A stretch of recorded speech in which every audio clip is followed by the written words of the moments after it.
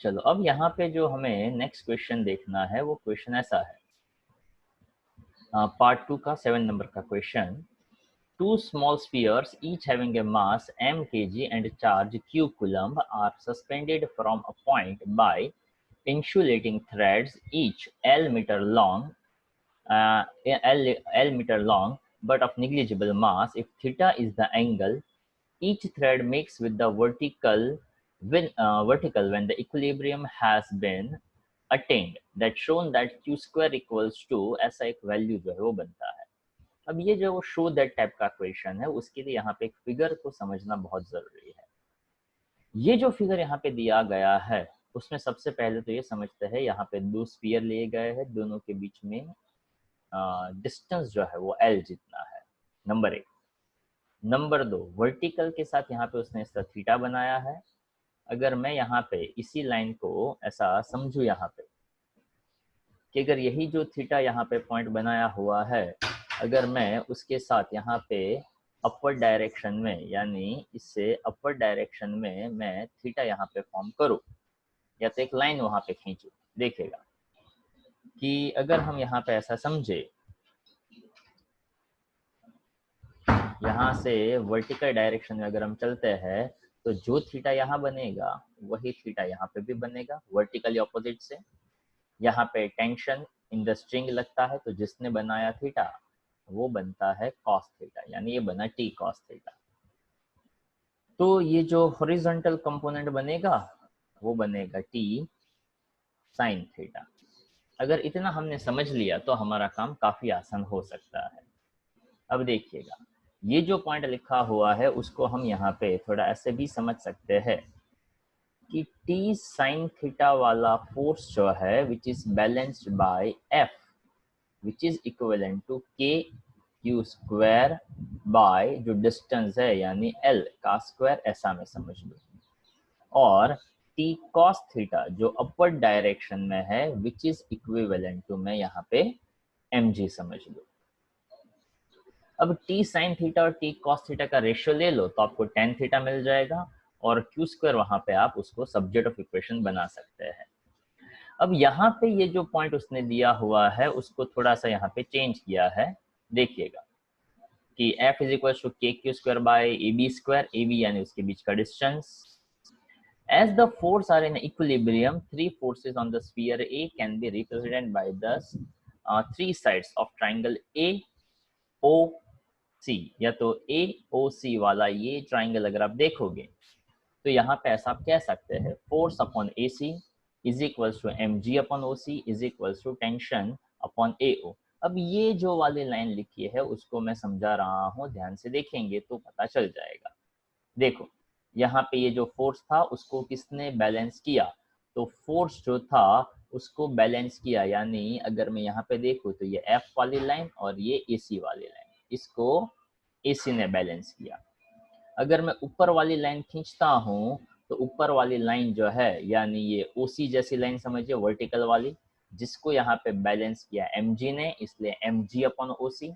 और ये जो टेंशन लग रहा है वो ए ओ जैसा है, यानी टेंशन को बैलेंस किया ए ओ ने।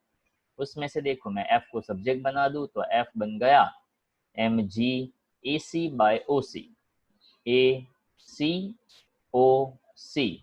अब ये जो ए सी ओ सी का किस्सा है, एफ का ये value K Q square upon A B square और एम जी ए सी और ओ सी यहाँ पे मैंने ले लिया।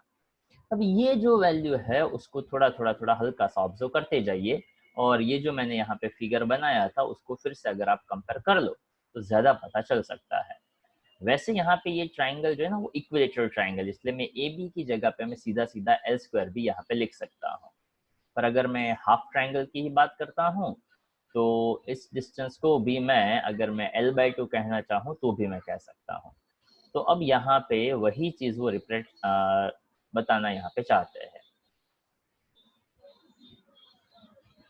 देखिए अब ये जो पॉइंट था वहां पे ऐसा बताया कि इस f का value k Q square A B square M G A C and O C ऐसा बता दिया। अब A C equals to L sine theta, ये कहाँ से आया, तो ये देखिए A C equal to A C equal to L sine theta. कैसे कह सकते हैं? तो कि देखो यहाँ पे आप ऐसा समझ रहे थे कि यहाँ पे जो थीटा है उस थीटा के कॉन्टेक्स्ट में अगर मैं यहाँ पे ये थीटा ले लूँ तो ये बन जाएगा उसका अपोजिट साइड, ये बन जाएगा उसका हाइपोटेनियस। ठीक है, तो देखिए उसके हिसाब से आप यहाँ पे ऐसा कह सकते हैं A C opposite side upon A ओ, तो वो एल है। तो यहाँ पे अगर मैं साइन थीटा की बात करता तो sine theta A C and A O, A C by L, तो नीचे वाली लाइन यहाँ पे आप देख सकते हैं A C equal to L sine theta हो गया। तो O C equal to L cos theta, वो कैसे बन गया? देखो अगर वही का वही मैं थीटा लूँ, यही का यही थीटा लूँ और वहां पे मैं कॉस थीटा अप्लाई करूँ तो वो बन जाता है एडजेसेंट अपॉन हाइपोटेनियस। तो देखो ओ सी इक्वल्स टू भी बन गया L cos theta and A B is equals to twice A C. क्यों?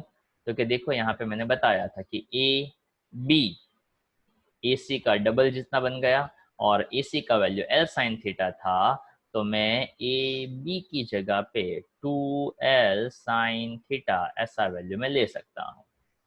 तो अब वही चीज यहाँ पे उसने रखा हुआ है, देखिए। ओके, तो देखो ये हो गया आपका साइन थीटा का value A C by L, ये हो गया कॉस थीटा का value O C by L. तो A C L sine theta, O C L cos theta and A B equal to 2l sine theta.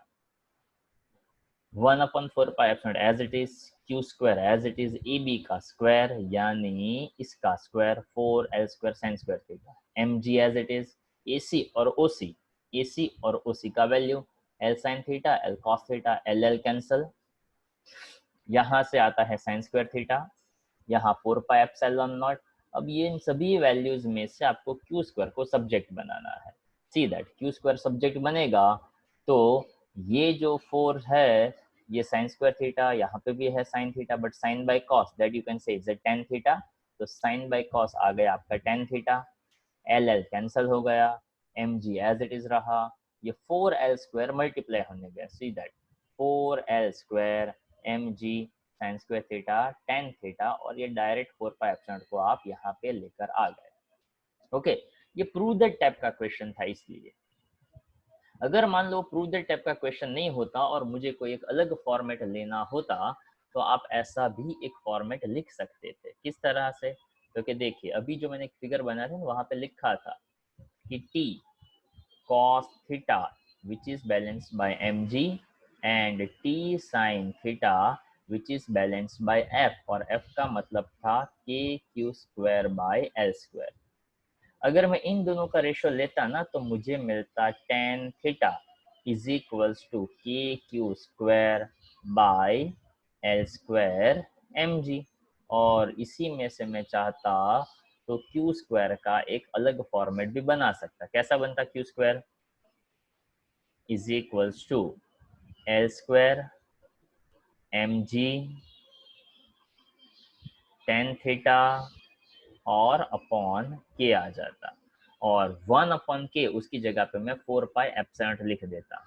तो यहाँ पे आप देखने जाओगे ना तो ये जो 4l square sine square theta है तो उसमें से सिर्फ ये 4 और ये साइन स्क्वायर थीटा नहीं आता है। रीजन इज बहुत क्लियर है यहाँ पे कि मैंने यहाँ पे जब ये कंसिडर किया तो मैंने ये कंसिडर किया कि वो इक्विलेटरल ट्राइंगल है।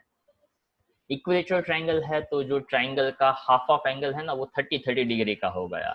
साइन 30 जो है वो 1/2 होता है।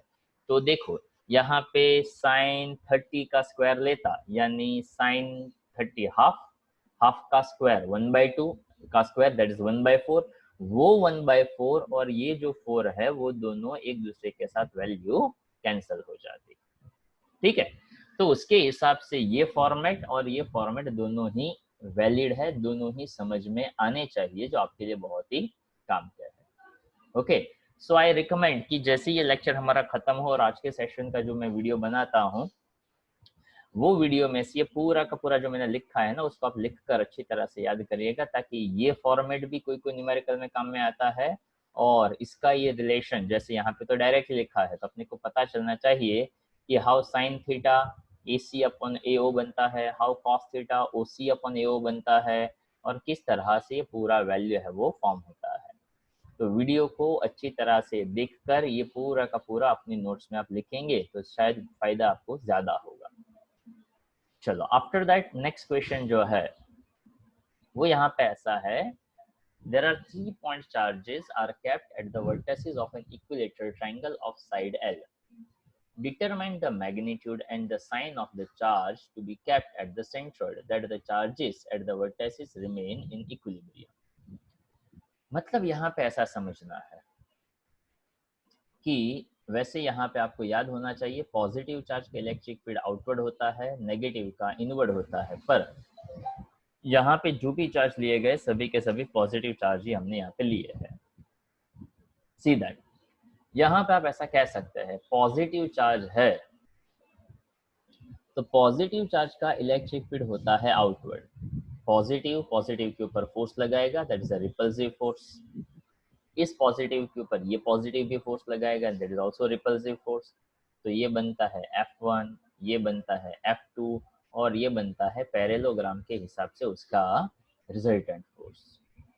तो यहाँ पे ध्यान से समझना ये है कि हमें the charge kept at the centroid so that the charge at the vertices remain in equilibrium. equilibrium में होना मतलब आप ऐसा कह सकते हैं कि F1 और F2 की वजह से ये जो रिजल्टेंट फोर्स लगता है ऐसा ही फोर्स यहाँ डाउनवर्ड डायरेक्शन में लगना चाहिए जिस वजह से टोटल फोर्स का वैल्यू इक्विलिब्रियम में आ जाए। तो उस बात को यहाँ पे थोड़ा समझते हैं।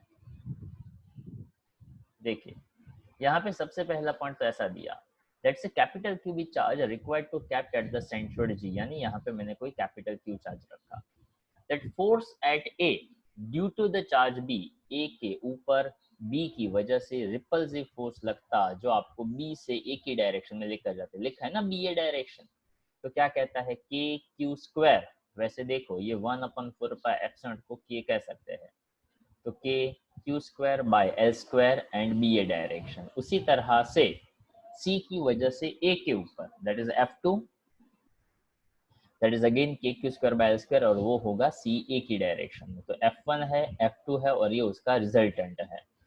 तो F1 plus F2 that is equals to 2F1 cos 30। ये 2F1 cos 30 कहाँ से बताया, बहुत सिंपल सा आइडिया, ये टोटल एंगल इक्विलेटरल ट्रायंगल है तो 60 डिग्री बनता, अगर ये 60 डिग्री बनता तो ये आधा जो है वो 30 डिग्री बनता।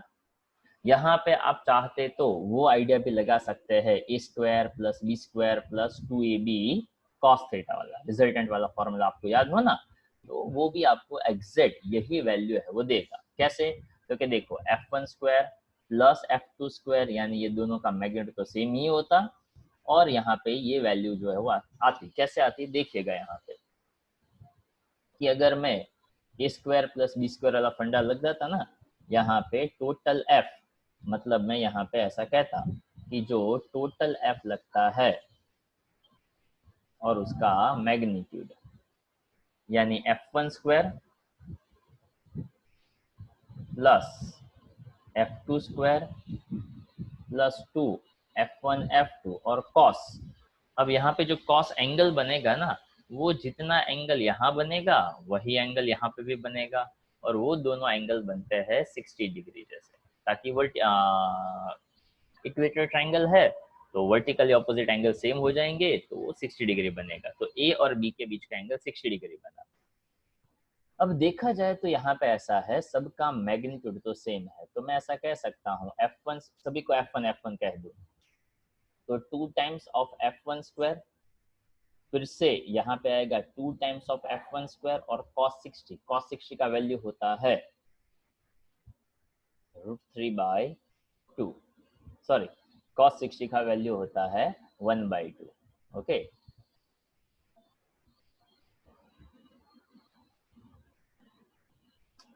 cos 60 है उसका वैल्यू बन गया 1/2 यानी ये बाई टू वाला कैंसल। तो देखो 2F1 square plus F1 square यानी कितनी बार आया 3 टाइम्स आया। तो यहाँ पे मैं सीधा सीधा सा कह सकता हूँ F का मैग्नीट्यूड यानी √3F बना और √3 एज इट इज और F1 यानी F1 का ये वैल्यू आ गया और ये √3 भी यहाँ पे आपको मिल गया। तो यहाँ पे 2F1 cos 30 कहो तो भी सेम होता। कैसे? तो कि इसका कंपोनेंट यहाँ पे बनता, इसका कंपोनेंट यहाँ पे बनता, मतलब वो कंपोनेंट का किस्सा होता। आपको ये फॉर्मूला याद है? तो a square plus B square plus 2ab cos theta के हिसाब से भी आप ये फॉर्मूला निकाल सकते थे। तो ये तो हमें F1 प्लस F2 यानी अपर डायरेक्शन का फोर्स मिल गया, ये वाला। अब वो ऐसा कहते हैं force at A due to charge G। देखिए ए के ऊपर G की वजह से कैसा फोर्स लगेगा, तो कि ए के ऊपर G की वजह से charge at G, force at A. तो देखो के Q1 Q2 यानी दोनों के ऊपर का चार्ज, दोनों के बीच का डिस्टेंस AG। अब ट्राइंगल के कॉन्टेक्स्ट में देखा जाए तो ये वाला जो डिस्टेंस है वो बन जाता है L/√3। अब L/√3 का स्क्वायर लिया, 3 ऊपर गया, तो यहाँ पे ऐसा वो समझाता है कि जो फोर्स ऊपर, मतलब हमें कैसा चाहिए, इक्विलिब्रियम में चाहिए। तो ये लाइन बहुत ही काम की है, this must be equal and opposite to F1 plus F2। मतलब यहाँ पे जो वैल्यू बनता है वो इस वैल्यू के इक्वल मैग्नीट्यूड में और अपोजिट डायरेक्शन में होना ही चाहिए। इस वजह से इस वैल्यू को जब मैं इस वैल्यू के साथ कंपेयर करूंगा तो 1/4πε0, 1/4πε0, एल स्क्वायर वो कैंसिल हो जाएगा। बचेगा क्या, तो कि इधर बचा 3 और √3 माइनस साइन क्यों आया, क्योंकि उसने बताया इक्वल इन अपोजिट। अब यहाँ से स्मॉल क्यू कैंसिल करो तो कैपिटल Q इक्वल्स टू क्या बना, -Q/√3 बना। अगर हम यहाँ पे इतना वैल्यू लेंगे तो आप यहाँ पे ऐसा कह सकते हैं कि वो पूरा का पूरा सिस्टम है वो इक्विलिब्रियम में रहेगा। I hope it's clear. इस क्वेश्चन को भी आपको वीडियो के थ्रू देखकर जो भी रिक्वायर्ड चीजें हो वो लिखना चाहो तो आप लिख सकते हो।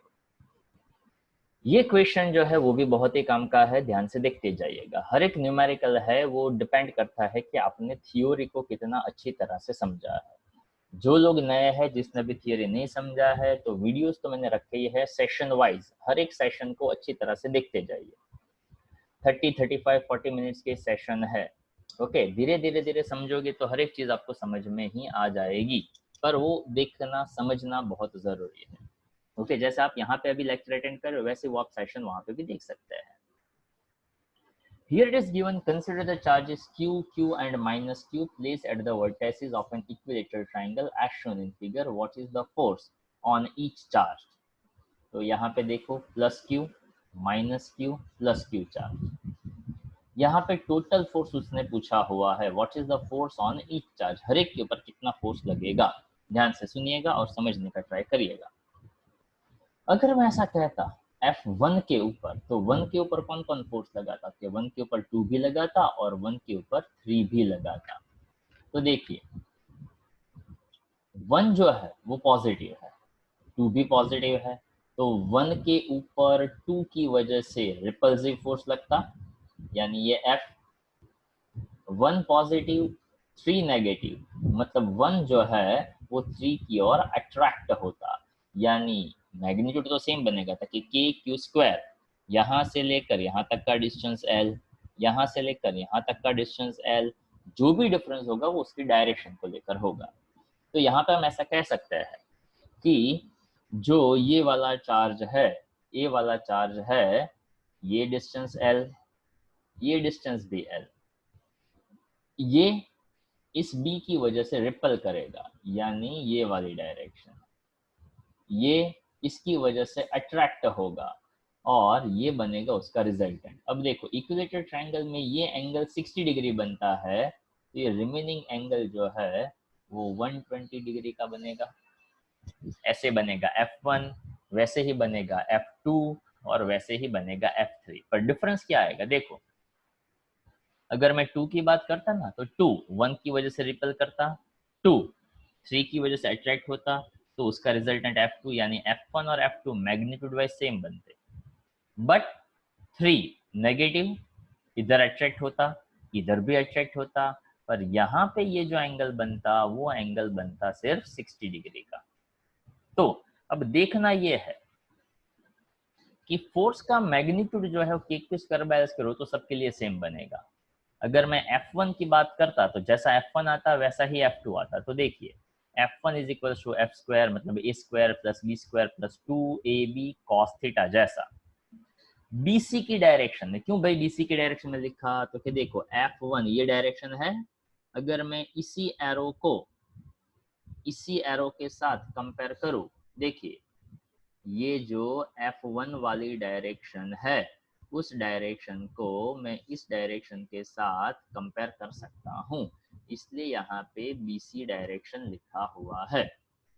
तो a square plus b square यानी f square plus f square 2f square, फिर से बना 2f स्क्वायर, cos 120 बनता है minus half, 2 2 cancel, 2f square minus f square यानी सिर्फ एक f स्क्वायर बचा, तो फाइनल आपका वैल्यू बना f, यानी F1 बना F तो F2 भी बनेगा F।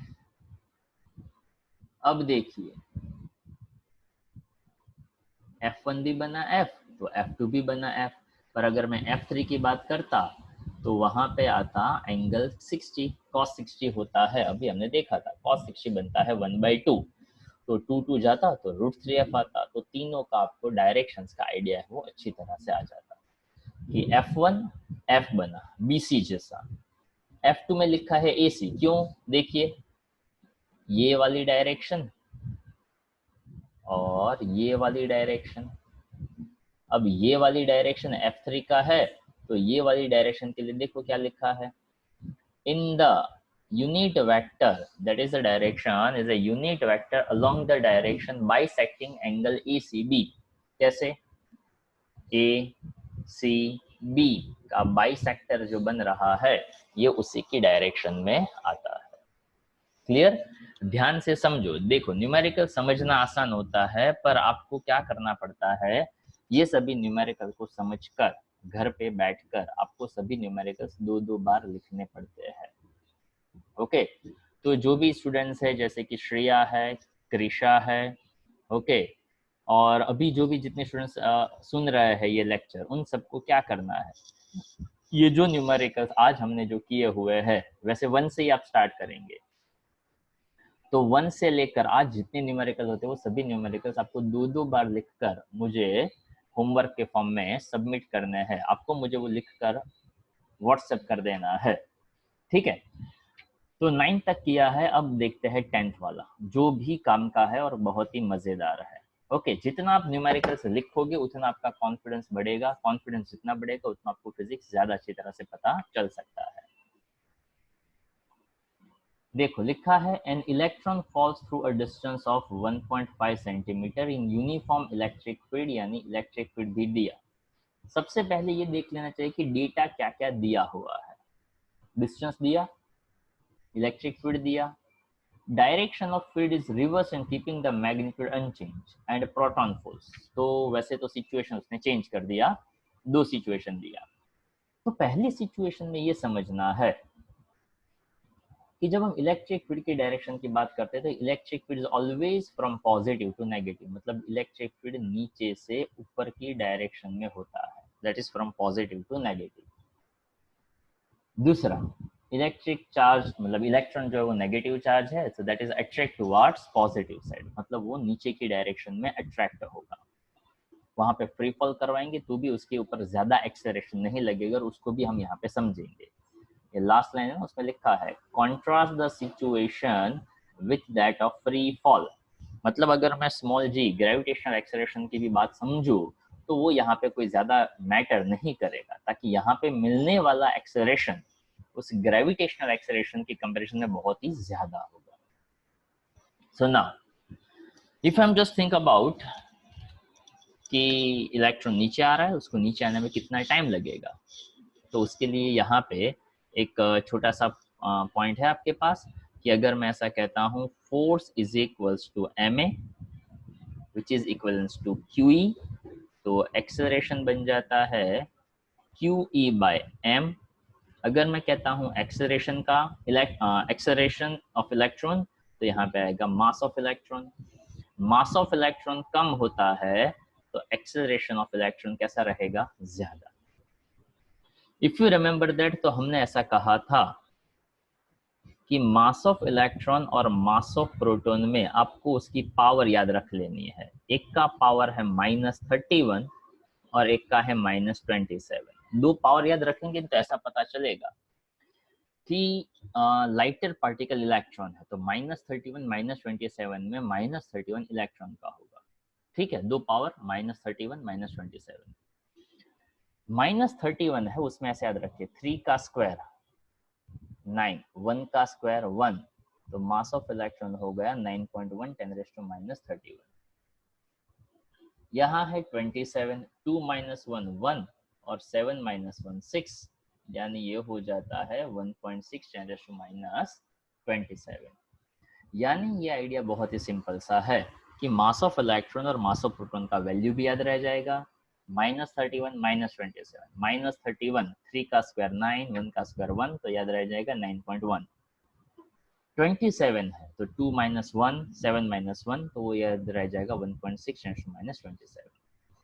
जिसका मास कम उसका एक्सेलरेशन ज्यादा। अगर मैं यहाँ पे ऐसा कह दूं ना कि अगर आप acceleration of electron, charge of electron होता है 1.6 10⁻19, सिर्फ वैल्यू ले लो। इलेक्ट्रिक फील्ड है वो 10 की 4th पावर में है, और यहाँ पे जो दिया गया है मास ऑफ इलेक्ट्रॉन वो 10⁻31 के ऑर्डर में है। मैंने वैल्यू नहीं लिया, सिर्फ 10 का पावर लिया।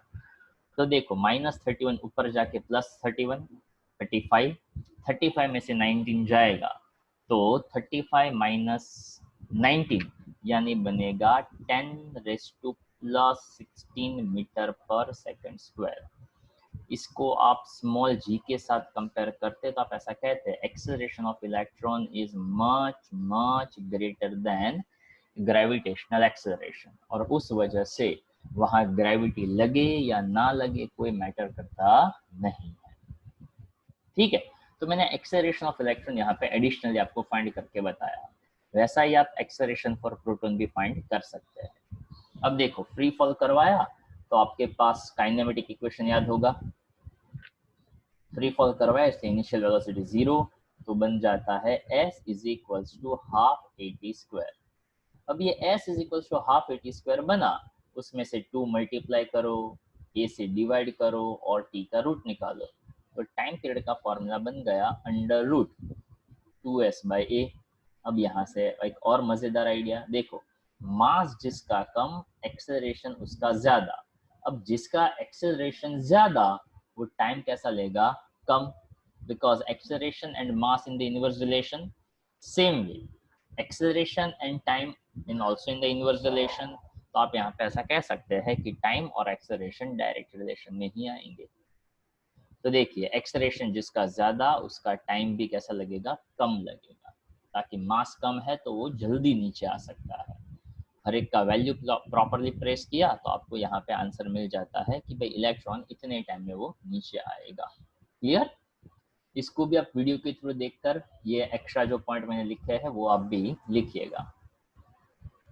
अब देखिए वही चीज यहाँ पे, यही सेम टू सेम फॉर्मूला। अच्छा यहाँ पे एक छोटा सा करेक्शन है, ये एक्सेलरेशन ऑफ प्रोटॉन है, वहां पे ये रूट का साइन नहीं आता है, वो सिर्फ एज इट इज इसी के जैसा रहेगा, QE/MP जैसा बनेगा, या तो EE भी आप कह सकते हैं, चार्ज ऑफ इलेक्ट्रॉन को E कह दे सकते हो। ये रूट जो है वो नहीं आएगा।